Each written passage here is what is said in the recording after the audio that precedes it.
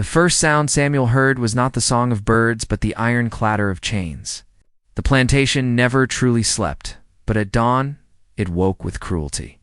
Overseers' boots stomped across the dirt yard, whips cracked in the dim gray light, and voices barked commands that cut sharper than blades. Samuel lifted his head from the damp earth where he had slept, his body stiff from the cold. His blanket was no more than a thin strip of burlap that reeked of mold. It offered no warmth, no comfort, just another reminder that he was not meant to live, only to endure. "Up, boy," one of the overseers shouted. The word boy always struck Samuel, though he was grown and strong.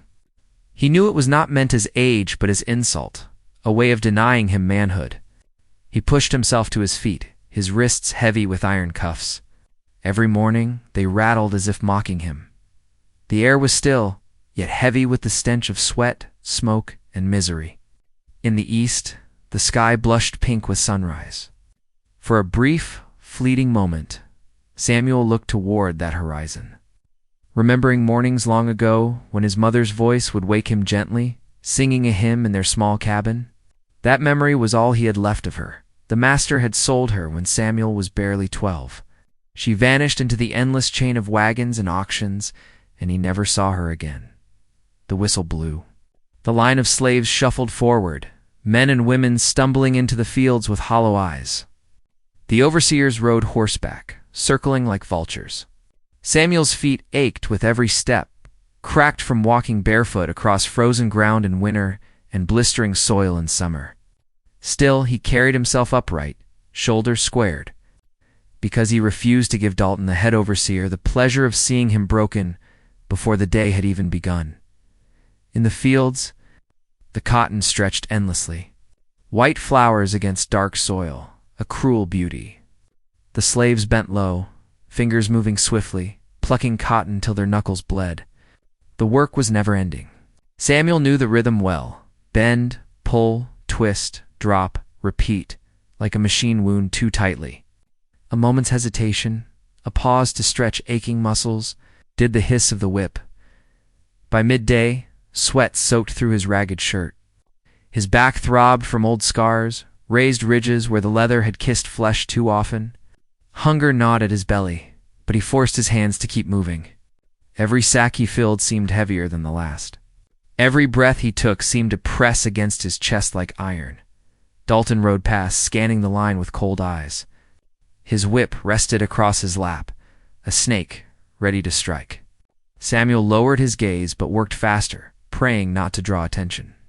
The whip was bad, yes, but worse was the humiliation Dalton enjoyed inflicting. He would force a man to crawl, to beg, to sing foolish songs in front of others, until laughter drowned out dignity. Samuel vowed silently that he would never give him that satisfaction. The hours dragged like chains. The sun rose high, burning down without mercy, then sank lower, staining the horizon with fire. By evening, Samuel's body was trembling with exhaustion. His sack was full, his hands raw and bloodied, but the overseers only barked more orders. The day would not end until every quota was met. When at last the slaves were herded back toward the quarters, Samuel's legs nearly buckled. He caught sight of a young girl, Mary, struggling with her sack, her frame far too small for the weight she carried.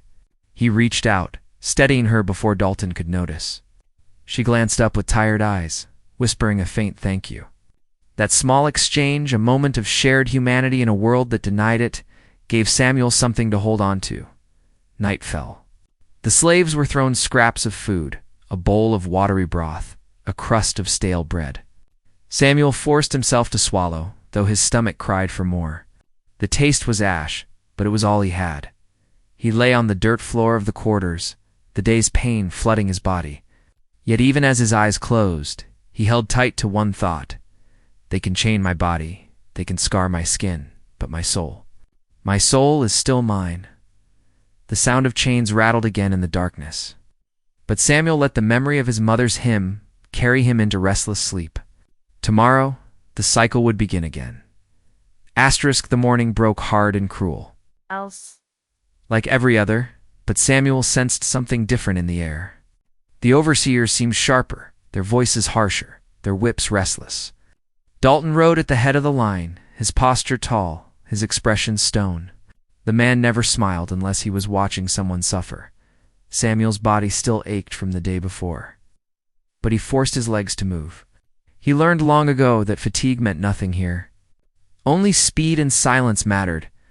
The cotton waited, endless, stretching like a punishment across the horizon by mid-morning. The sun burned high and merciless.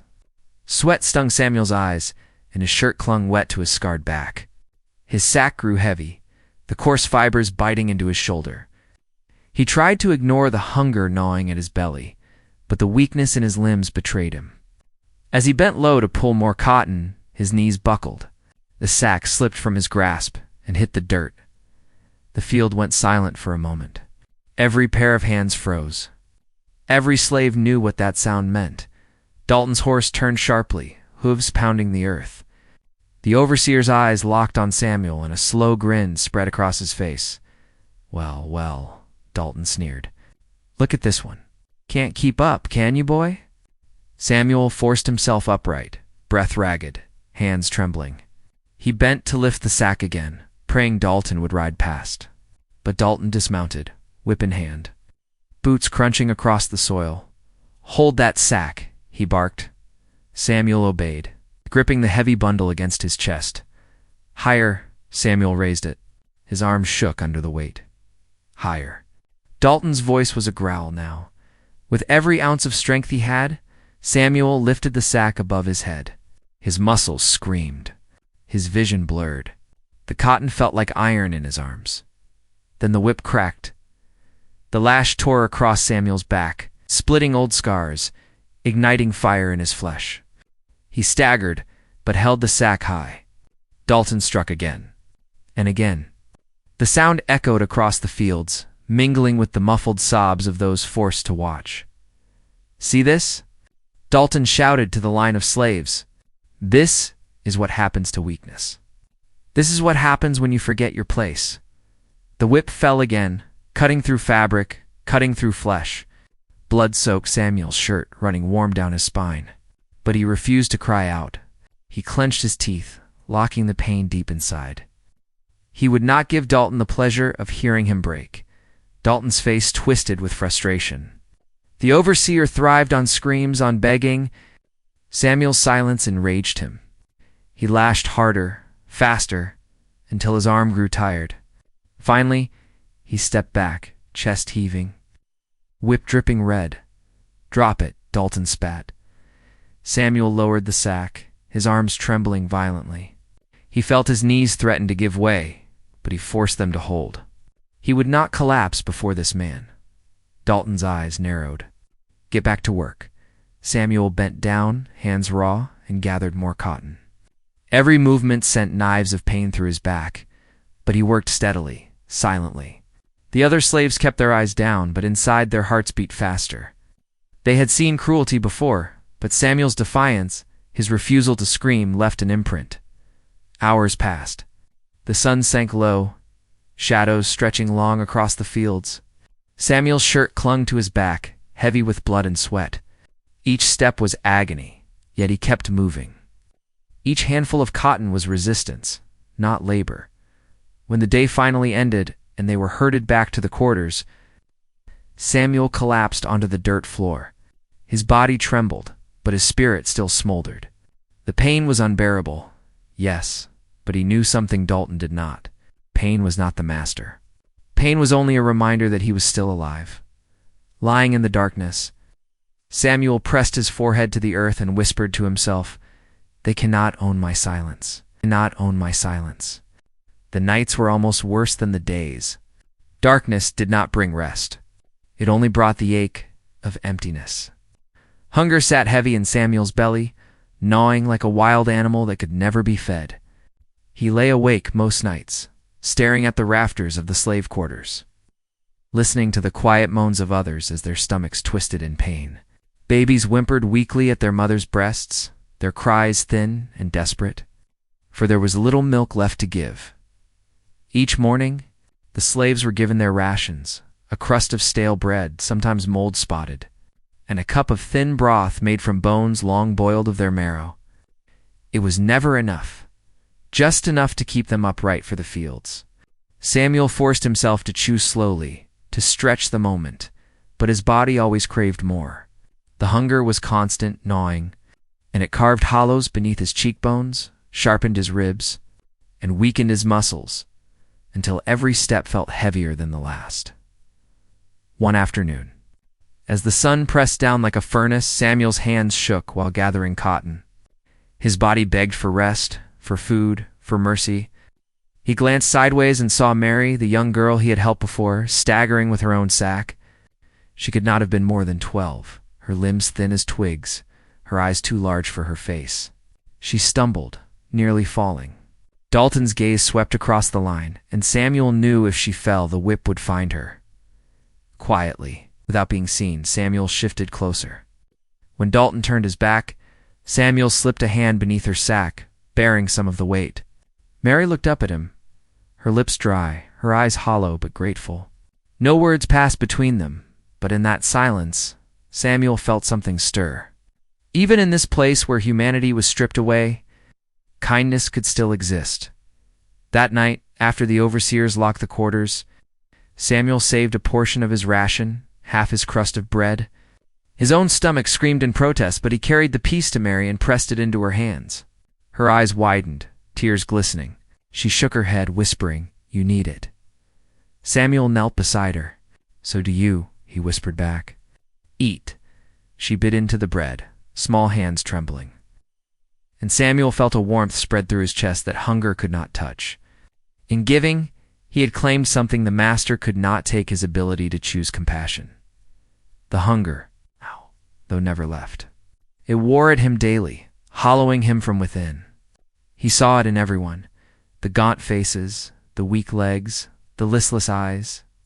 The children cried less now, not because they were comforted, but because they no longer had the strength to wail. It was a silence more terrifying than noise. One evening, Samuel sat near the fire pit, where the slaves warmed themselves with scraps of wood. An old man named Elias hummed a broken tune, his voice cracked and low. Samuel asked him softly, "Why do you sing?" Elias looked up, eyes sunken but still glimmering with something unbroken. "Because if they take the songs," he said, "they take us whole. Singing is food for the soul when the body starves." Samuel closed his eyes and listened. The hunger clawed at him, yes, but for that moment the melody filled the hollow space. It was a reminder that they were still human, still alive, as he drifted to sleep. Samuel thought of his mother's hymn again, her voice gentle and warm, and for a brief second he imagined he was home, a child again, fed and safe. But when he opened his eyes, the cold earth was beneath him, and the hunger returned, as relentless as the chains around his wrists. Still, Samuel whispered to himself, "They cannot starve my hope." The fields took more than strength. They took lives. Every day, Samuel watched men and women grow weaker under the endless sun, their bodies worn thin, until they were no more than shadows dragging sacks through the cotton rows. The overseers saw weakness as waste, and waste had no place here. One morning, an old woman named Ruth collapsed in the dirt. Her hands, once strong enough to carry baskets twice her size, trembled now like brittle twigs. She tried to stand, but her legs would not obey. Dalton rode up, whip coiled in his hand, his expression cold. "Get up," he barked. Ruth didn't move. She gasped for air, clutching her chest. Samuel held his breath, praying Dalton would turn away. Instead, Dalton dismounted and struck her across the back with the whip. She cried out a thin, broken sound. "She's done," one of the younger overseers muttered. Dalton sneered. "Then she's no good to us." He kicked Ruth's frail body once, twice, before ordering 2 men to drag her toward the shed. Samuel's stomach twisted. Everyone knew what happened to those who could no longer work. They vanished, swallowed by silence, their names never spoken again. Samuel bent lower over his cotton, his hands trembling, tears burning his eyes. He wanted to run to Ruth, to shield her, but he could not. Chains held him in place as surely as the iron cuffs on his wrists. That night, the quarters were heavier with grief. No one spoke of Ruth, but everyone thought of her. Samuel lay awake, listening to the soft hum of Elias, the old man who still clung to songs. This time, others joined him, their voices cracked but steady. It was a hymn of sorrow, but also of endurance. Samuel whispered the words too, letting them fill the hollow place inside him. Days bled into weeks. The overseers worked them harder, punishing them for slowing. Samuel's back ached with every bend, his hands blistered until they were raw meat. Yet somehow, inside he found a strange strength. He remembered his mother's stories of freedom, of a God who saw them even in the darkest pit. He repeated those words silently while the whip cracked above his head. One evening, as the slaves huddled by the fire pit, Mary asked in a trembling voice, "Why do they hate us so much?" Samuel looked at her, his heart breaking. She was only a child, her innocence already stolen. He searched for an answer, but found none that could ease her pain. "Finally," he said softly, "because they fear us. They fear what they cannot own inside." Mary frowned. "But they own everything." "Not everything," Samuel whispered. "Not our songs. Not our prayers. Not the love we carry for each other." Mary's eyes shone with tears, but she nodded slowly. She leaned against him, and for a brief moment, Samuel felt like an older brother again, like the protector he had once wished to be for his lost sibling. In the days that followed, Samuel began to notice small acts of defiance blooming like wildflowers in the cracks of despair. Slaves whispered encouragement in passing, shared scraps of food, covered for one another when overseers' backs were turned. Some slowed their work just enough to steal back a fragment of dignity. It was not freedom. It was not escape, but it was resistance. The master and his overseers believed the lash could erase spirit, that hunger and exhaustion could crush the soul. They could not see that every whispered hymn, every shared crust of bread, every moment of kindness was proof that the slaves were more than what the world tried to make. Samuel carried those truths with him. Even as his body broke under the endless toil, his spirit bent but never snapped. Each scar carved into his skin became a mark of survival, a declaration: "You tried to destroy me, but I remain." And in that quiet defiance, Samuel found something greater than endurance. He found a reason to live. He found a reason to live. The master, Mr. Whitfield, rarely showed his face in the fields. He preferred to stay in the grand house on the hill, sipping wine while others did his work. But when he did appear, his presence spread fear like fire through dry grass. The overseers straightened, their whips snapping louder, desperate to impress him. The slaves bent lower, their movements sharper, trying to disappear into the rows of cotton. Whitfield was not like Dalton. Dalton was cruelty born of habit, a man who lived for the whip. Whitfield's cruelty was deliberate. It was performance, a show of power meant to remind everyone that their bodies, their breath, their very existence belonged to him. One afternoon, word spread that Whitfield would be bringing guests from town. Wealthy men, landowners like himself. Samuel's stomach clenched as he worked, because he knew what that meant. Whitfield loved to display his property, to boast of how hard they labored, how obedient they remained. Slaves were not people to him. They were trophies.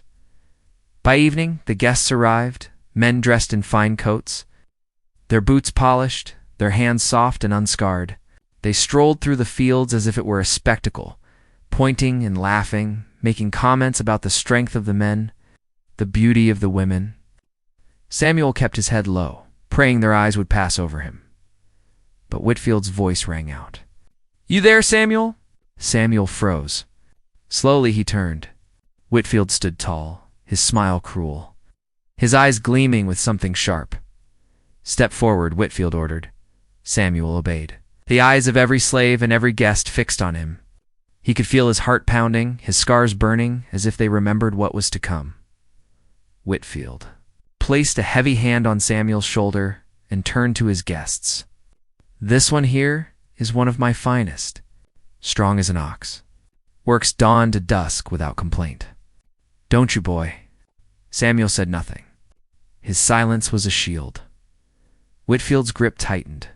"Answer, yes, master," Samuel forced out, his voice steady, though his insides churned. The guests chuckled. Whitfield's smile widened. "Show them how quick you can kneel." The words hit Samuel like a blow. He stood frozen for a moment, every muscle in his body screaming against it. To kneel was more than obedience. It was surrender, humiliation. The stripping away of what little dignity he guarded. Whitfield's eyes narrowed. "On your knees, boy." Slowly, painfully, Samuel lowered himself. The dirt was cold against his knees, the air thick with laughter from the guests. Whitfield circled him like a predator. "See here," Whitfield said, his voice dripping with mockery. "Like an animal trained for labor, strong, obedient, and silent. That is how you keep them in line." The guests roared with laughter. One of them reached out and tugged Samuel's arm as though inspecting livestock. Samuel's jaw tightened, his fists clenching at his sides, but he did not resist. To resist would mean the whip, or worse.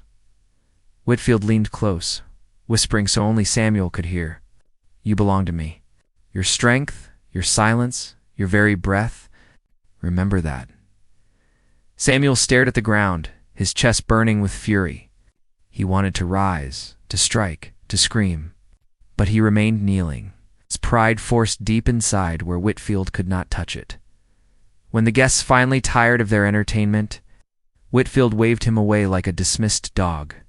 Samuel stood, his knees stiff, his body trembling, but his spirit still alive. He walked back to his place in the line, the laughter echoing in his ears. That night, lying on the dirt floor of the quarters, Samuel turned the words over in his mind. "You belong to me, but in the quiet," he whispered back to himself. "My soul belongs to no man." The others lay silent around him. But Samuel felt something shift inside. The humiliation had cut deep, yes, but it also lit a fire. Whitfield could force him to kneel, could strip his dignity in front of strangers, but he could not touch the core of who Samuel was. In the darkness, Samuel clenched his fists and vowed silently, "One day I will rise, and I will not kneel again." The humiliation at the master's hands lingered in Samuel like a wound that would not heal. By day he bent to the cotton, his body moving through the motions of labor, but inside something had shifted. A fire smoldered, faint but steady, burning hotter with every lash of the whip, every mocking word, every hollow stomach growl that reminded him he was seen as less than human. It was in that state of raw anger that Samuel overheard whispers in the night. The quarters were still, most bodies collapsed from exhaustion, when two men near the back corner leaned close and murmured. Samuel, lying awake as always, caught fragments of their words: escape, North River, freedom. His heart leapt into his throat. Freedom, the word, was both salvation and danger. He rolled onto his side, straining to listen. The men spoke of leaving under the cover of darkness, of following the river that cut beyond the edge of the plantation, of reaching lands where no master's whip ruled their lives. The idea terrified Samuel. He knew what happened to runaways. He had seen it. The lashings that ripped skin from bone, the iron collars with spikes meant to mark and shame, the dogs trained to hunt and tear flesh, and sometimes worse, the kind of punishment whispered about, but never spoken aloud in full. Yet despite the fear, the seed was planted. That night, he could not sleep, his mind racing with images of his mother's face, his brother's laughter, the sound of hymns sung without chains. Could he dare hope for such a thing? Could he risk everything for even a chance at freedom? The days that followed blurred together, but Samuel's ears were sharper now. He noticed how others glanced around nervously when overseers weren't looking, how some worked slower than usual as though conserving strength.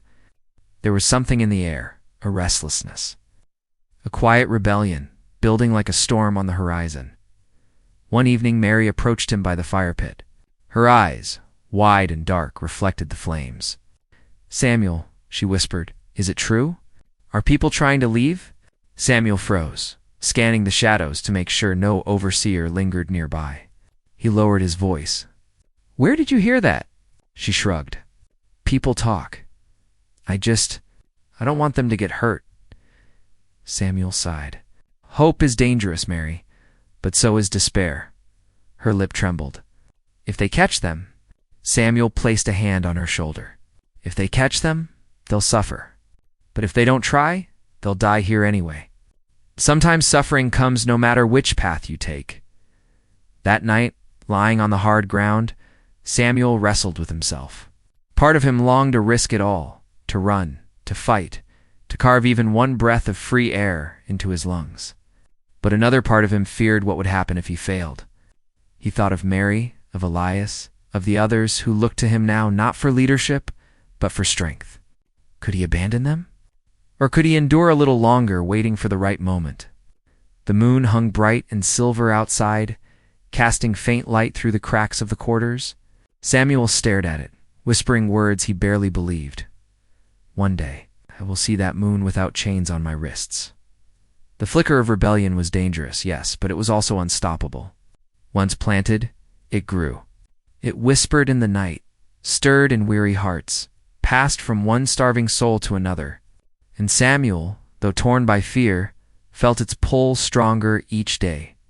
The overseers thought their whips kept the slaves in line. What they did not see was the quiet fire spreading, one whispered dream at a time. One whispered dream at a time. The whispers had spread too far. One humid morning, before the slaves were led to the fields, the overseer burst into the quarters with 2 dogs straining against their chains.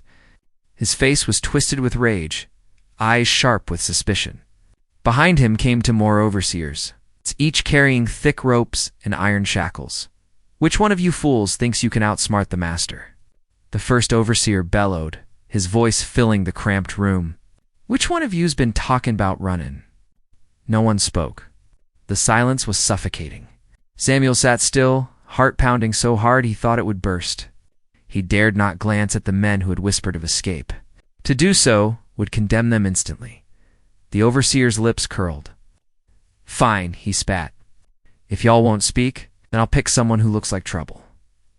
His gaze scanned the room like a blade until it landed on Samuel. You. Samuel froze. I ain't done nothin', he managed. But the words barely escaped before rough hands yanked him up.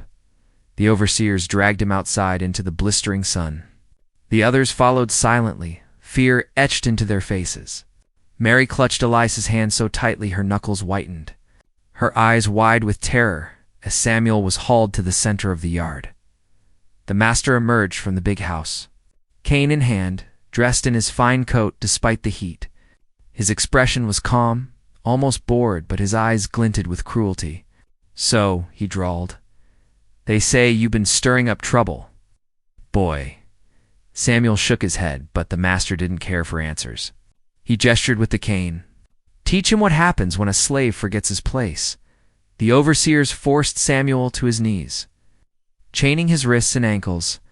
Then came the iron collar, heavy, jagged, with cruel spikes that dug into his neck when he moved. His breath came shallow, every inhale scraping against the iron. But the worst was still to come. One overseer brought out a set of heated irons, glowing red from the flames. The smell of burning metal mixed with the thick summer air, and a hush fell over the crowd of slaves. Samuel's stomach turned, but he clenched his jaw. He would not beg. The first touch of the iron seared his skin, sending white-hot pain tearing through his body. He bit down on his lip until he tasted blood, refusing to scream. The overseer pressed harder, leaving a smoking mark across his shoulder. The second strike came across his back. This time, a groan escaped, despite his will. The smell of his own burning flesh filled his nostrils, making him gag. His vision blurred, but he held on. The master leaned on his cane, watching with satisfaction. You see, Samuel, he said slowly, rebellion is a disease, and diseases must be burned out. The irons pressed again, chest, arms, legs. Each touch left another brand, another scar. Mary buried her face in her hands, unable to watch, while Elias trembled silently beside her.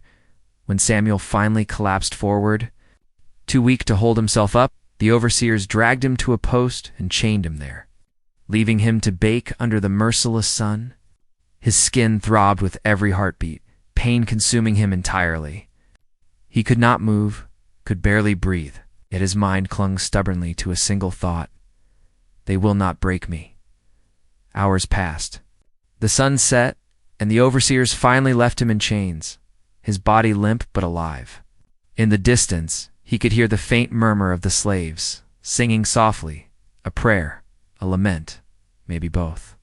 Their voices wove through the night air like fragile threads of hope.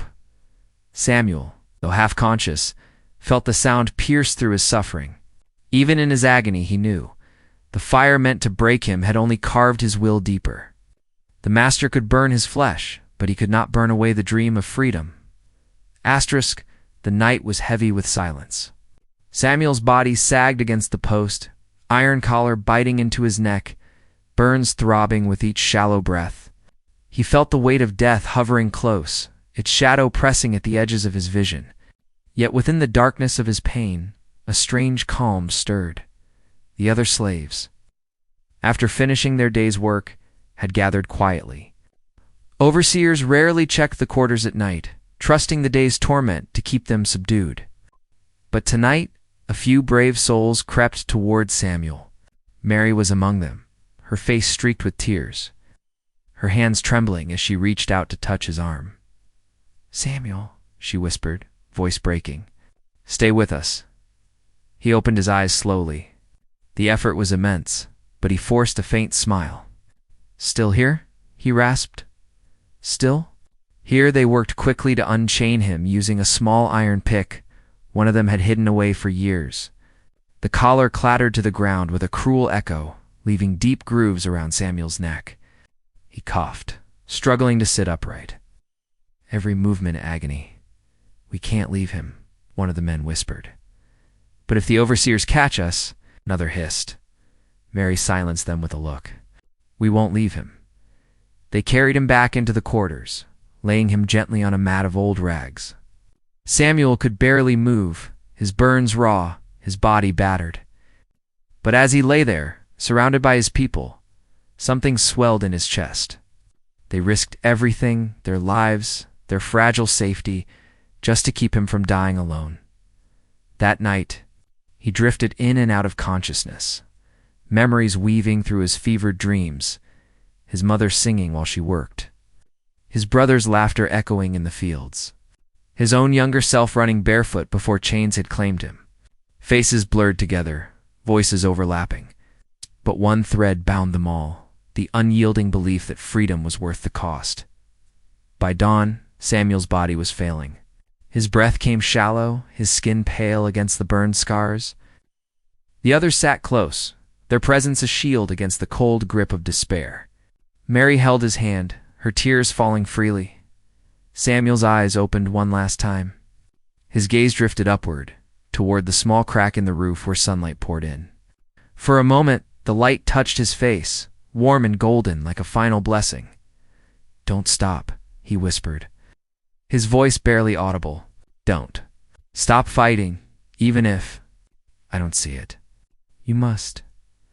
Mary squeezed his hand, sobbing softly. "We won't, Samuel. We promise." A faint smile touched his lips. Then, with a long, trembling breath, Samuel's body stilled. The quarters were silent, heavy with grief. But in that silence, something else lingered. Not just sorrow, but resolve. Samuel's suffering had not been in vain. His endurance, his refusal to let the master break his spirit, had planted a fire in their hearts. That night, as they gathered in a circle, the slaves sang not just a lament, but a vow. Their voices rose into the darkness, carrying Samuel's memory with them. The overseers might hear it as sorrow, but among themselves it was something else, a promise that one day they would taste freedom, and though Samuel's body lay still, his spirit stretched beyond the walls, beyond the fields, beyond the chains. In their hearts, he became more than a man. He became a horizon, a reminder that even in the deepest suffering, the dream of freedom could not be extinguished. The master had taken his body, but Samuel's last gift was unbreakable. hope. It was unbreakable, hope.